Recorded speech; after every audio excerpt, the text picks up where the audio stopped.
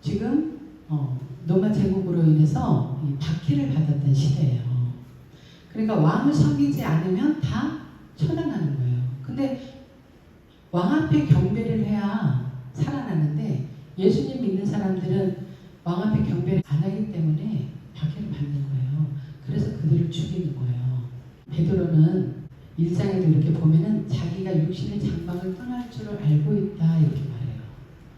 그러니까 언제 자기도 죽을지 모르는 거예요. 그런 상황에 급박한 상황이고 너무나 간절한 마음으로 이 지금 편지를 쓰게 된 거거든요.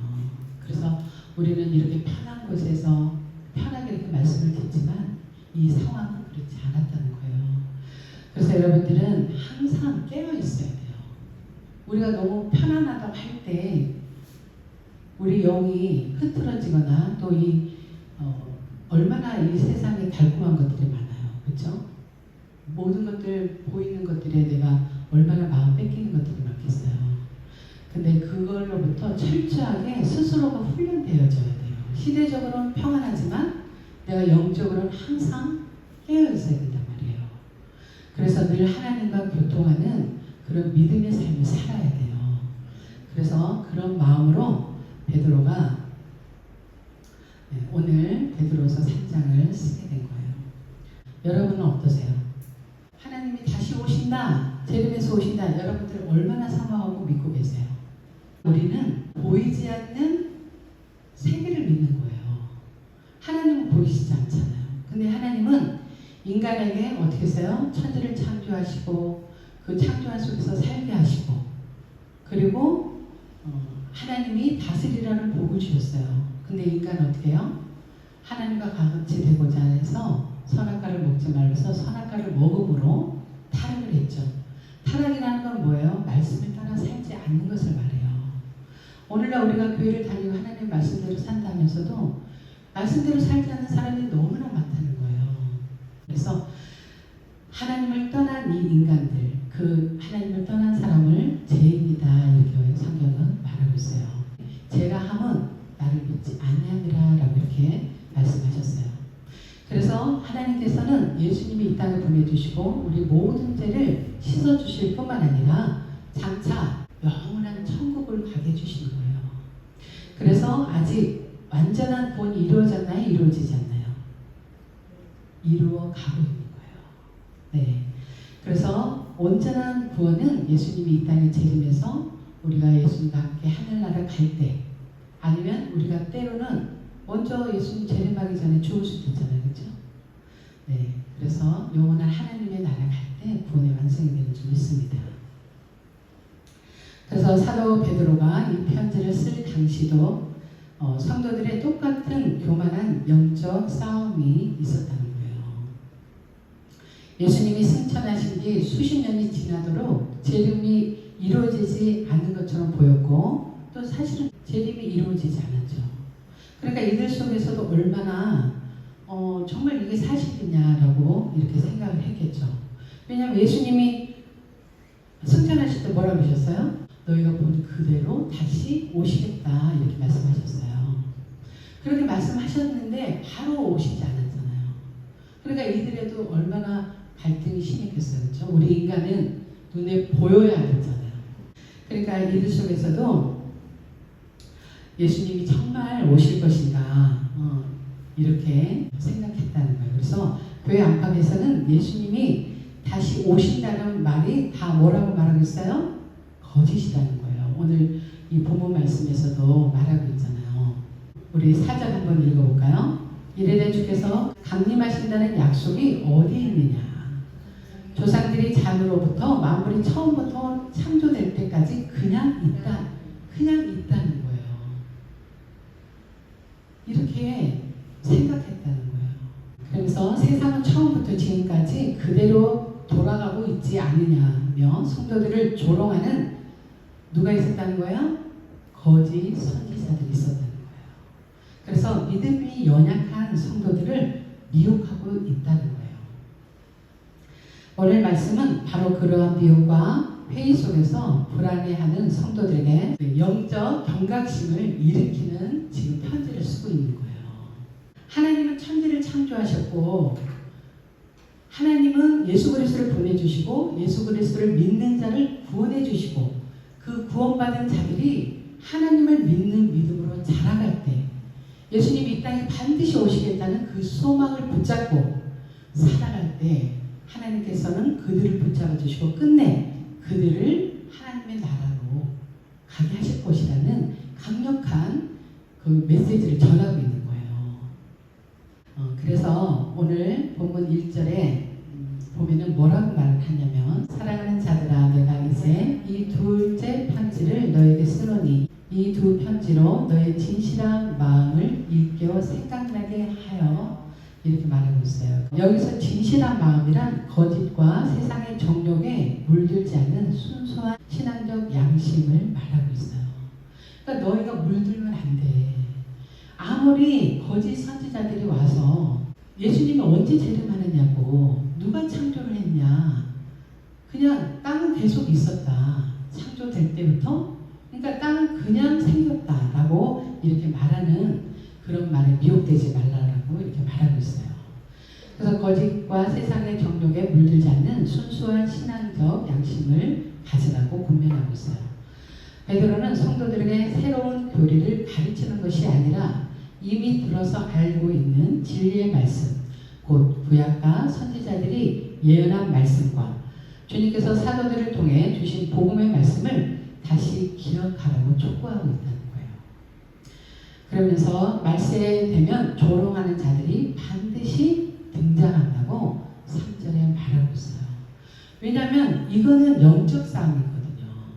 하나님은 우리를 예수를 통해서 구원하시고 또 구원받은 성도들을 말씀으로 양육하시고 주님 오시는 그날까지 우리를 온전하게 보존하셔서 하나님의 나라로 데려가시길 원하시는 거예요. 근데 마귀는 어때요? 그 반대죠. 마귀는 어떻게 하든지 믿는 자들도 유혹한다고 그러잖아요. 미혹해서 사망길로 끌고 가려고 하는 게 마귀가 하는 거예요. 우리 박신혜 지사님 아까 기도했지만 영들이라고 다 믿지 말라고 그랬죠. 그러니까 그 영이 하나님의 속해 있는지를 보내는 거예요. 그러니까 여러분들 예수님을 얘기한다고 해서 그들이 진짜가 아닐 수도 있다는 거예요. 다양한 방법으로 우리를 유혹하는 거예요. 그러니까 우리가 진리에 바로 서 있으면 그 유혹에 넘어갈까요? 넘어가지 않을까요? 넘어가지 않죠. 근데 진리에 바로 서 있지 않으면 넘어가죠. 왜냐하면 진리에 바로 서 있지 않기 때문에 그래요. 그래서 사도 베드로는 계속 그렇게 말하고 있는 거예요. 2절을 보면 곧 거룩한 선지자들이 예언한 말씀과 주 대신 주께서 너희의 사도들로 말미암아 명하신 것을 기억하게 하려 하노라 이렇게 말하고 있어요. 그러니까 이것은 그냥 갑자기 일어나는 게 아니야. 구약에서부터 예수 그리스도가 온 지금까지도 계속 복음은 예수님이 이 땅에 오실 거라는 걸 말하고 있다는 거예요. 그들은 주께서 강림하신다는 약속이 어디 있냐는 4절에 그 질문에서 믿는 성도들을 어떻게 해요? 비웃었다는 거예요. 3절은 분명히 말하고 있습니다. 자기의 정욕을 따라 행하며 조롱하여 자신의 죄와 정욕대로 살고 싶어서 부인하고 있다는 거예요. 다니엘서 7장 13절을 보겠습니다. 내가 또 밤 한상 중에 보니 인자 같은 이가 하늘 구름을 타고 와서 옛적부터 항상 계신 이에게 나가 그 앞으로 인도되네. 인자 같은 이가 뭐를 타고 오신대요? 하늘 구름을 타고 와서 이렇게 말하고 있어요. 그리고 데살로니가전서 4장 15절에서 17절 한번 보겠습니다.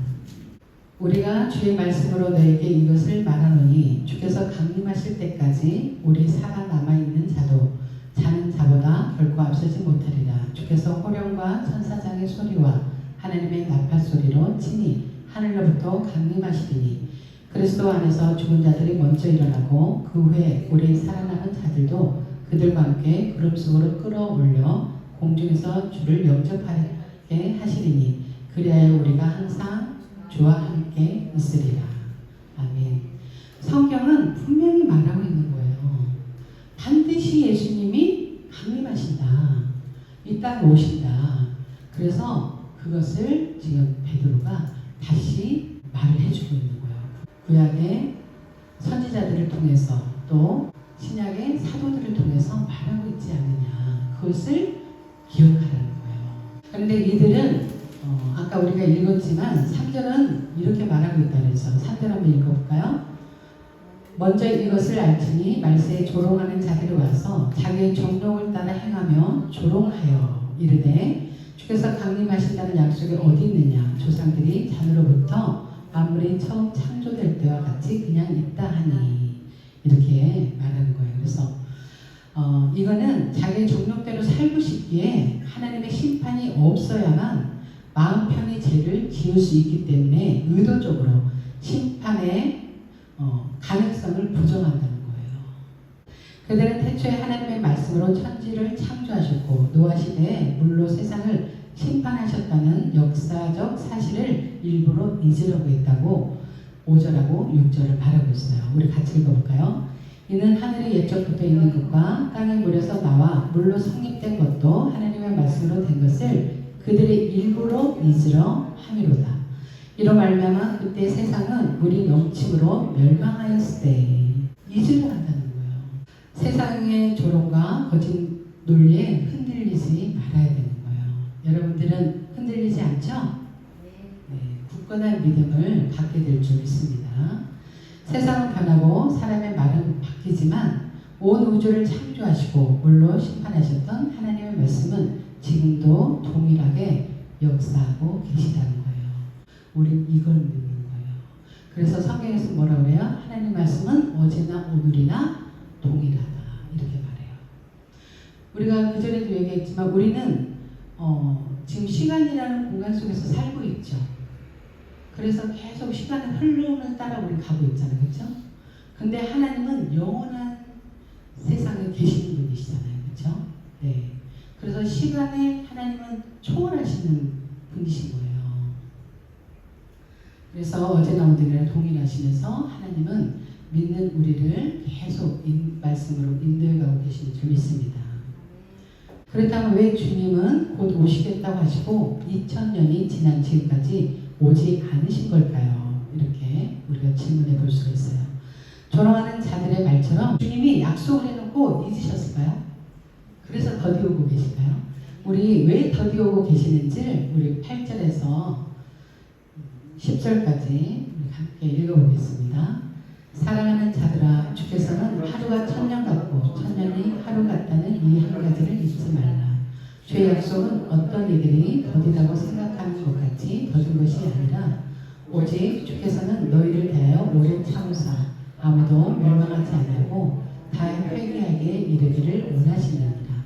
그러나 주의 날이 도적같이 오리니 그날에는 하늘이 큰 소리로 떠나가고 물질의 뜨거운 불에 끊어지고 땅과 그 중에 있는 모든 일이 드러나리로다. 네, 하나님이 왜 더디 오신다고 지금 말씀하고 있어요. 9절에 아무도 멸망하지 않냐고 다 회개하게 이르기를 원하신다는 거예요. 에스겔서 33장 11절입니다. 너는 그들에게 말하라. 주 여호와의 말씀이니라. 나의 삶을 두고 맹세하노니 나는 악인이 죽는 것을 기뻐하지 아니하고 악인이 그의 길에서 돌이켜 떠나 사는 것을 기뻐하노라. 이스라엘 족속아 돌이키고 돌이키라. 너의 악한 길에서 떠나라. 어찌 죽고자 하느냐 하셨다 하라. 아멘. 요엘서 2장 12절에서 13절. 여호와의 말씀에 너희는 이제라도 금식하고 울며 애통하고 마음을 다하여 내게로 돌아오라 하셨나니 너희는 옷을 찢지 말고 마음을 찢고 너희 하나님 여호와께로 돌아올지어다. 그는 은혜로우시며 자비로우시며 노하기를 더디하시며 인애가 크시사 때를 돌이켜 재앙을 내리지 아니하시나니. 하나님은 오래 참으시고 계시는 것이 많은 사람이 회개하기를 원하신다는 거예요. 하나님의 사랑인 거예요. 여러분, 우리가 자식이 속썩일 때 여러분들 얼마나 참고 계신가요? 우리는 사람인데도 정말 그 참는다는 건 엄청 힘들죠. 그렇죠? 근데 그 자식이 돌아오기를 우리는 소망하면서 부모는 기다리죠.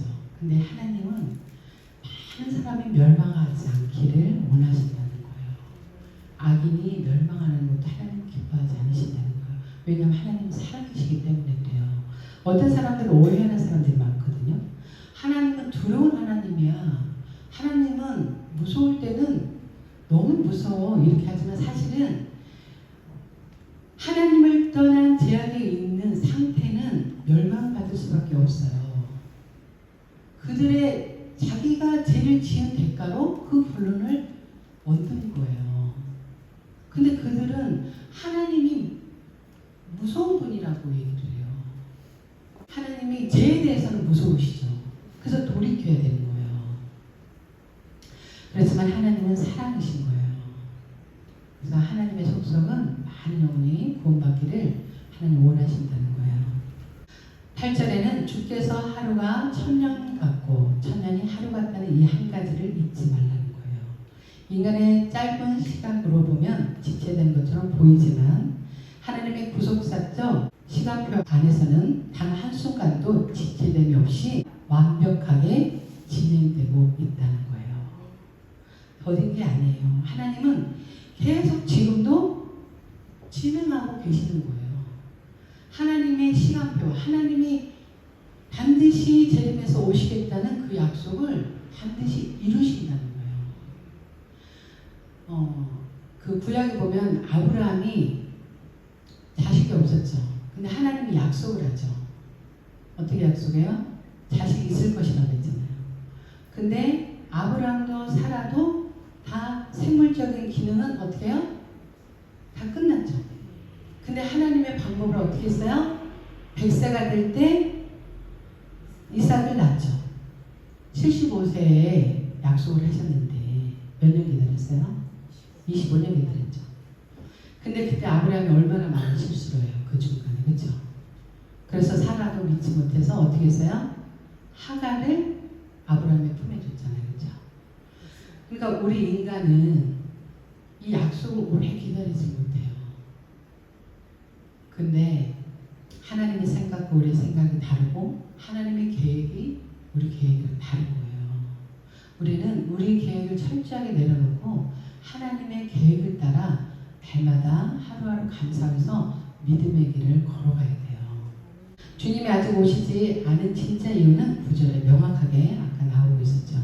죄의 약속은 더딘 이들이 더디다고 생각하는 것 같이 더딘 것이 아니라 오직 주께서 너희를 대하여 오래 참으사 아무도 멸망하지 않고 다 회개하기 이르기를 원하신다는 거예요. 베드로는 그 성도들하고 자기가 뭔가 관계가 있나요? 없어요. 주님이 주시는 그 사랑의 마음이 부어져서 구원과 멸망이라는 그것을 알기 때문에 이 메시지를 지금 주고 있는 거예요. 그러니까 자기 자신도 처지가 어떻게 될지 모르는 상황이잖아요. 그렇죠? 그래서 이 예수님의 제자들을 보면은 다 순탄하게 살다가 간 사람이 없죠. 우리는 너무 평안하고 이 안전하다 시대가 예수님 믿는 게 그렇게 힘들지 않은 우리 대한민국에서 살고 있거든요. 예수님 믿는 이유로 감옥에 가고 죽임당하고 그런 일이 이 지구상에서 일어나고 있어요. 근데 우리는 그거를 못 느끼잖아요. 그렇죠? 근데 깨어있다는 거는 이제 물리적으로 어떤 현상이 일어나서 내가 정말 이거 정신 차려야 돼. 이러기가 쉬울까요? 평안할 때 정신 차려야 돼. 어떤 게 쉬울까요? 평안할 때 정신 차리기가 쉽지 않아요. 그래서 핍박을 할수록 깨어있는 거예요. 근데 여러분들이 작은 고난이나 어떤 힘든 역경들을 힘들다고 어리광 부릴 때가 아니랍니까? 베드로 입장이라면 나 살기 바쁜데 나 언제 죽을지 몰라 잡으러 와서 베드로는 십자가 거꾸로 못 박혀서 죽었다고 하잖아요. 그렇게 죽음을 앞두고 있는 상황 언제 자기는 죽을지 모르는데 이런 메시지를 전한다는 게 누구의 힘일까요? 성령님이 주시는 힘과 능력이에요. 작은 일에도 낙심하고 실망할 것이 아니라 어떠한 상황 속에서도 주님의 약속의 말씀을 믿고 힘든 것을 이겨내는 사람이 돼야 돼요. 이겨내는 믿음이 돼야 될 줄 믿습니다. 주님의 덕이 오시니 바로 나와 내 가족의 구원의 계획이 될 줄 믿습니다. 우리는 복음을 부지런히 전해야 돼요. 혈과 육의 싸움이 아니라고 그랬잖아요. 감정을 털어버리고 복음을 전해야 돼요.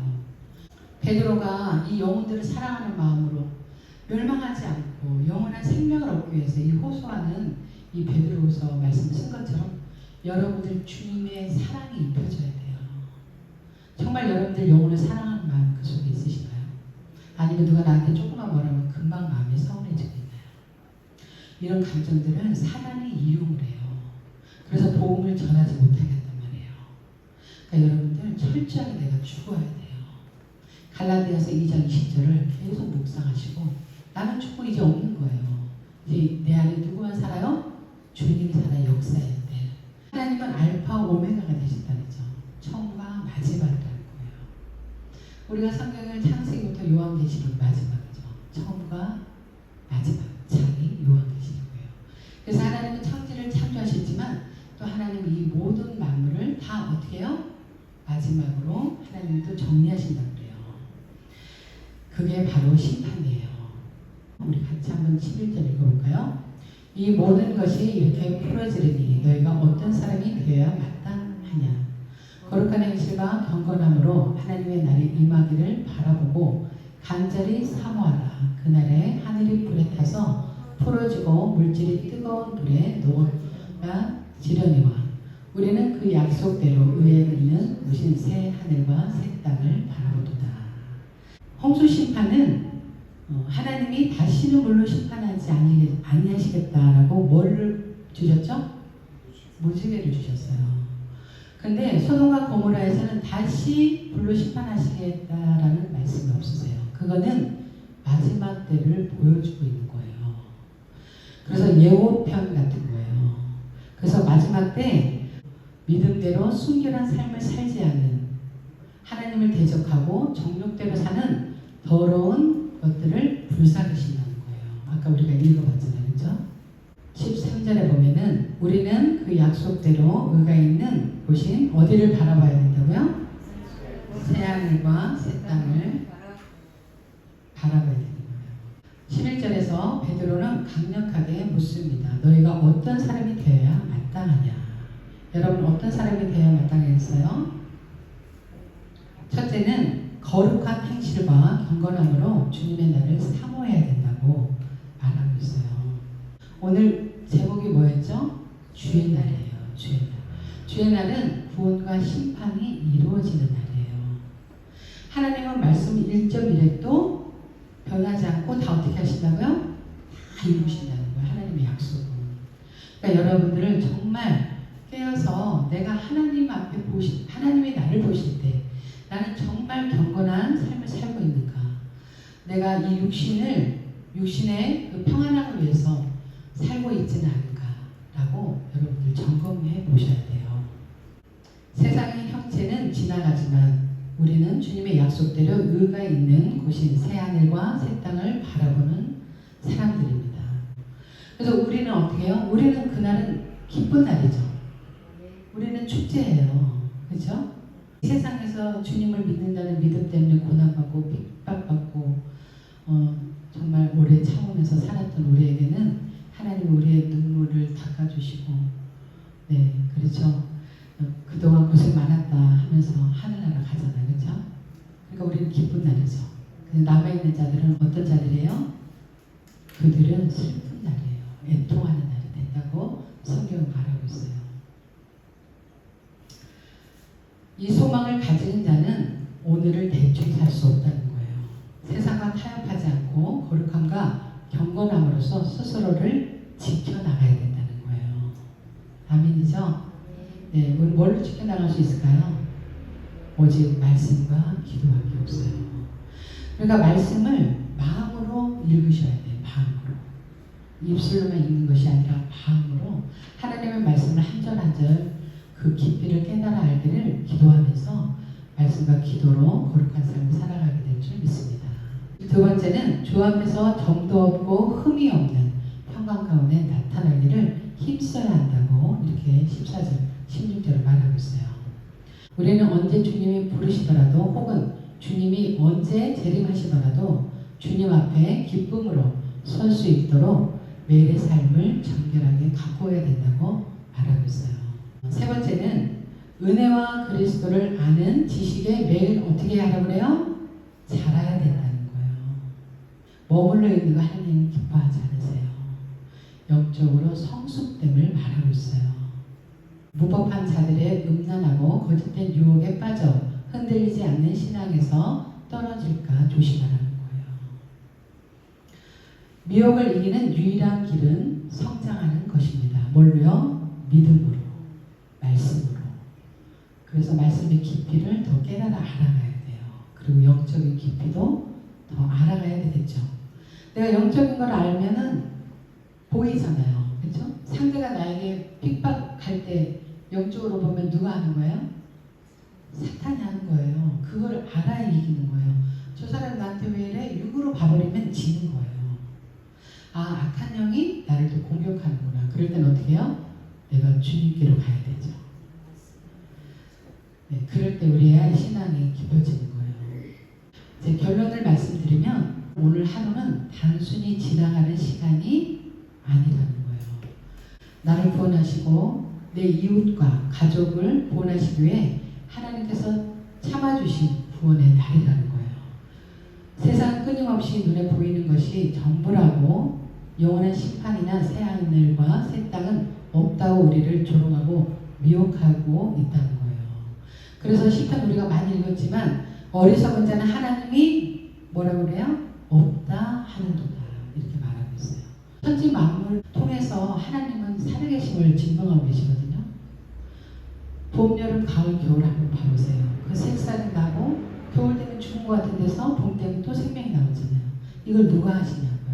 그건 다 생명을 말하고 있어요. 먹을 것을 주시지 않으면 우리가 어떻게 살아갈 수가 있어요. 육의 양식을 주셔야 살잖아요. 이것도 다 생명을 말씀하고 있는 거예요. 근데 어리석은 자는 하나님이 없다라고 이렇게 말한다는 거예요. 주님의 오래 참으심을 감사히 여기며 매일의 삶 속에서 거룩함과 경건함을 연습해야 되는 거예요. 그리고 예수 그리스도를 아는 은혜 안에서 날마다 자라시기를 축원합니다. 마침내 주님 오시는 그날 점도 없고 흠도 없이 평강 가운데 주님을 맞이하며 새하늘과 새 땅의 영광에 참여하는 저와 여러분들 되기를 주님의 이름으로 간절하게 말씀을 드립니다. 늘 주님의 말씀을 따라 살아갈 때 우리는 예수님이 언제 재림해도 불안하지 않죠. 왜냐하면 매일매일 주님과 함께 뭐하고 있어요? 말씀으로 동행하고 있잖아요. 그래서 두려움이 없이 오히려 그분이 어서 오시기를 기다리는 거죠. 그렇지만 아까도 말씀한 것처럼 더디 오심이 많은 사람들이 멸망하지 않기를 원하신 하나님 마음처럼 우리 또한 믿지 않는 가족들을 위해서 정말 눈물로 기도하고 하루 종일 예수 믿고 구원받기를 기도하는 사명이 우리들에게 있는 줄 믿습니다. 가족뿐만 아니라 많은 영혼들이라고 했잖아요. 그렇죠? 우리가 에스겔서도 읽어봤지만 그래서 악인이 멸망당하면 기뻐하지 아니하신다고 하셨으니까 우리에게 주신 사명이 뭐예요? 복음 전하는 거예요. 그래서 뭐 가족뿐만 아니라 믿지 않는 모든 영혼들에게 예수가 구원자 되는 복음을 전하는, 그래서 주님과 날마다 동행하는 매일의 기쁨의 삶이 되기를 주님의 이름으로 축복합니다.